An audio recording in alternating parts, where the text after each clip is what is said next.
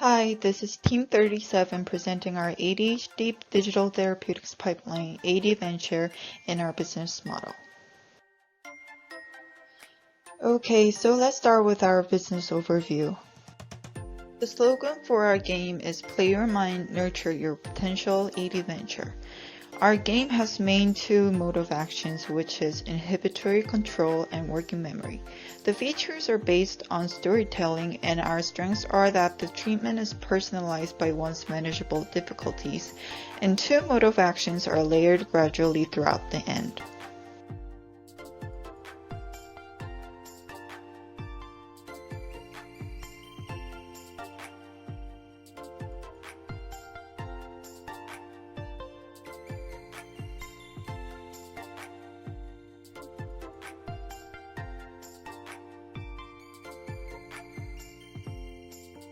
And our vision and mission statements are as below. No Children Behind is actually an educational slogan in the States, and we thrive for that value by game. Now let's take a look at the market analysis. As you can see in the table, there has been a steady rise in ADHD patients in the last 20 years. According to a study conducted by the National Health Interview Survey, the prevalence of ADHD among children and adolescents in the US rose from 6.1% in 1997 to 10.2% in 2015.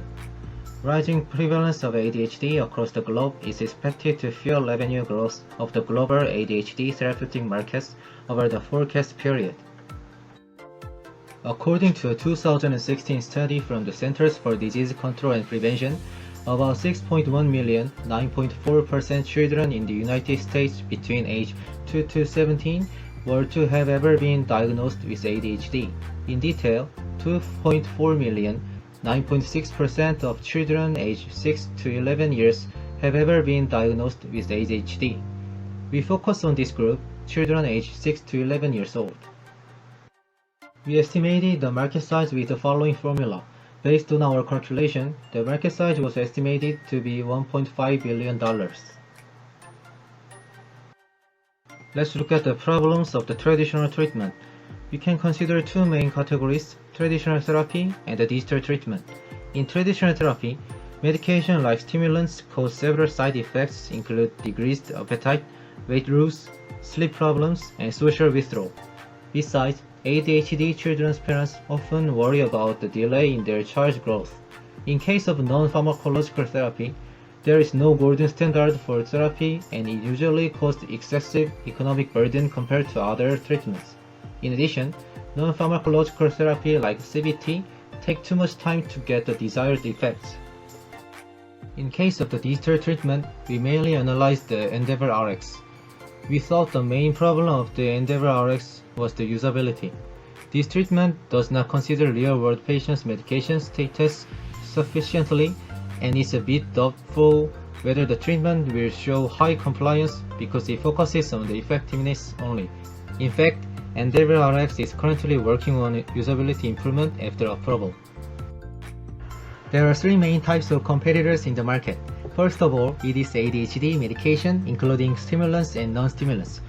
They cost about $100 to $200 per month, and on about 68.6% of 6 to 11 years old with ADHD are already taking ADHD medication. Studies show that about 80% of children with ADHD who are treated with stimulants improve a great deal. It could seem difficult to compete with this medication, but we have strengths in terms of safety. Treated with digital treatments, you won't have to worry about many side effects of using stimulants. Behavioral therapy can be another competitor for AD Venture. About 51.4% of 6 to 11 years old with ADHD children currently receive behavioral treatment, but our digital treatment has competitive advantages in terms of price and time. Behavioral therapy sessions include CBT and family therapy, typically costs over $100 weekly and takes 3 to 4 months for desired effect. On the other hand, AD Venture allows children to show significant changes at a lower cost, and it is time efficient compared to behavioral therapy. Lastly, pre-existing ADHD digital treatment, EndeavorRx is our biggest competitors in the market. It is available in 3 months prescriptions, each of which costs $450, which amounts to about $150 a month. As it was mentioned in the previous slide, EndeavorRx did not consider much about usability, and it is an independent game that needs to be downloaded on patient's electric device. Meanwhile, AD Venture put high consideration on usability, and as our program is based on the Roblox platform, it is familiar to the US children and production costs can be saved. Summing up the information, the following SWOT analysis can be conducted.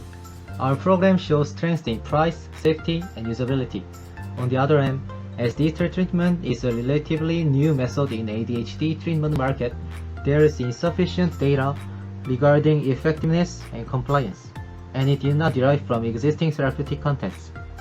Increased ADHD prevalence rate, COVID-19 pandemic, needs for a safer yet effective therapy can act as a good opportunity for our program to enter the market. Of course, there are some threats that we can consider. Not enough reimbursement for digital treatments, absence of customer awareness, and market share of existing treatments. Moreover, traditional medication already shows an effective control of the symptoms. Next is our marketing plan. In early stage, AD Venture will start from non-prescriptional digital therapeutics in a B2B2C model through partnership. With the partnership, we expect to secure early customers and data. First, the education learning franchises would be our leading candidate. Private tutoring markets show a rapid growth and it is expected to accelerate in the upcoming years. Besides, the market is fragmented, so it is easier to sell at the right firm. In addition, with the spread of COVID-19, many parents express interest or are currently using online education programs. Based on the standards we made, we choose 2 education learning franchise candidates, Huntington Learning Center and Kumon. Following are the reasons we choose Huntington Learning Center as our potential partner. First, Huntington Learning Center tends to open as many branches as possible, which is directly related to its recognition by the parents. Secondly, it shows specialty in ADHD. The center has already launched a homeschooling program for ADHD students, which AD Venture can directly be a part of. In addition, the center is trying to expand its online education program, which broadens the opportunity of exposure. By cooperation, Huntington Learning Center can diversify existing ADHD programs and expand its online market. Also, increasing influx of ADHD students will follow. In return, AD Venture will gain easy access to ADHD children.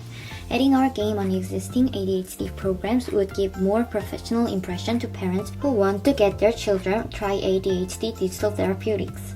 Next nominee is Kumon, which is starting special student target education, especially for ADHD students. It has been showing active Instagram promotion and student programs.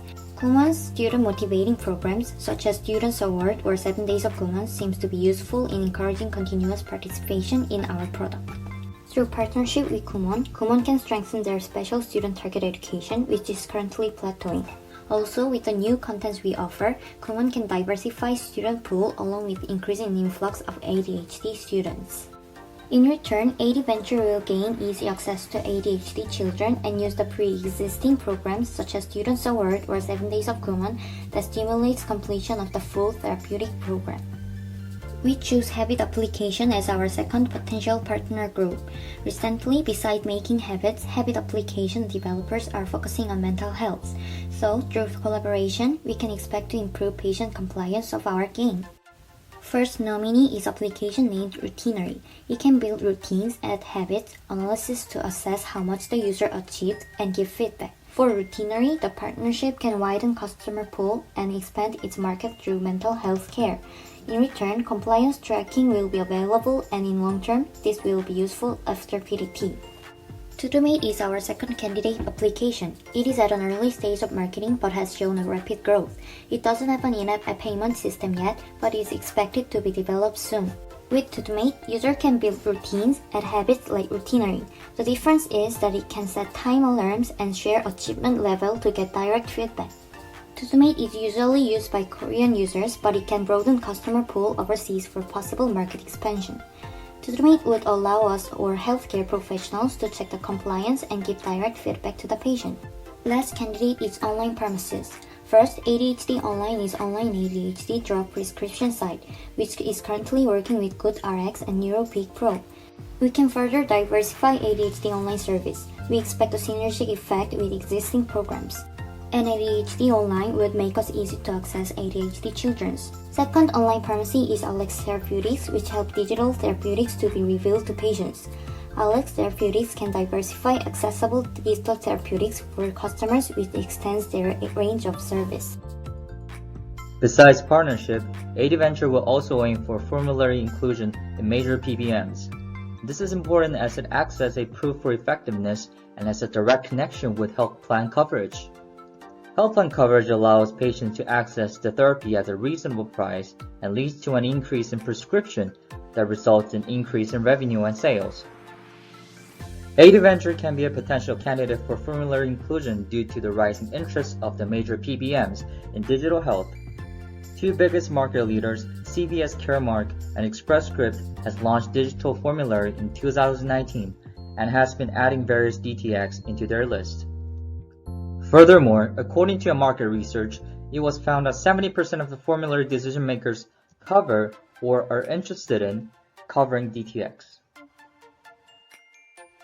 Based on the positive outlook, we'll be focusing on three main areas for formulary inclusion based on the CVS health vetting criteria. Financial value by emphasizing cost effectiveness of ADventure, clinical effectiveness by referring to clinical trial data, and user-friendliness by focusing on the interactive, personalized nature of our game. Up to this stage, we'll focus our marketing plan based on B2B2C model.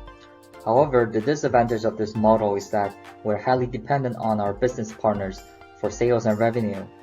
An alternative or simultaneous B2C model can be used to minimize such concern by establishing MOU with Travel Organization, which is a leading NGO for ADHD patients with well-established online and offline pipelines for promotion.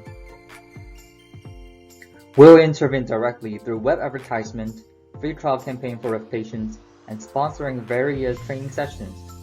These approaches will lead to positive outcomes similar to testimonial marketing, as patients and caregivers will have a chance to witness the effectiveness and usability of ADventure in offline-online platforms with their peers.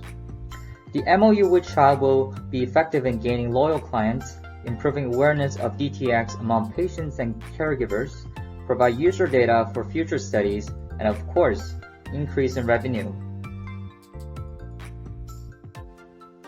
Lastly, we would like to dive right into our budget plan for the next 3 years. We assume expenses would mainly derive from R&D, marketing, labor costs, partnerships, clinical trial, and regulatories. The calculation is based on our hypothesis that it will cost $0.15 million per employee, R&D and marketing to cost 1.2 times the revenue, clinical trial to cost $5,000 per patient, and the sample size is to be same as the end of our RX. Before we move on to our revenue forecast, this is how we would monetize from Kumon B2B2C model, for example. From total Kumon client, we calculated our target client being 0.1 million, new target enrollment of 10,000 per year. Here we hypothesize 50% dropout rate because due to the characteristics of ADHD treatment, we do not expect client stabilization over time. Therefore, revenue growth would be like this. The penetration rate, commission fee, price, and the net profit assumption are as followed. So this is our monetization roadmap. We project about $2.5 million revenue by 2022 by Kumon and Huntington partnerships, then about $6 million by additional partnerships of Habit app. Then we project to grow over 3 times due to our next move on to the PDT market. We assume successful start on PDT market by our high effort for PBM reimbursement, such as formulary enrollment. Referring to the expense and the revenue, we forecast break-even in 3 years and cumulative in 5 years. This is our funding plan. Referring to our revenue growth and expenses and Ackley Interactive's funding history, we roughly forecast the following funding size. We also plan on IPO on 2025 as we widen our pipelines. So this is it. Thank you for listening.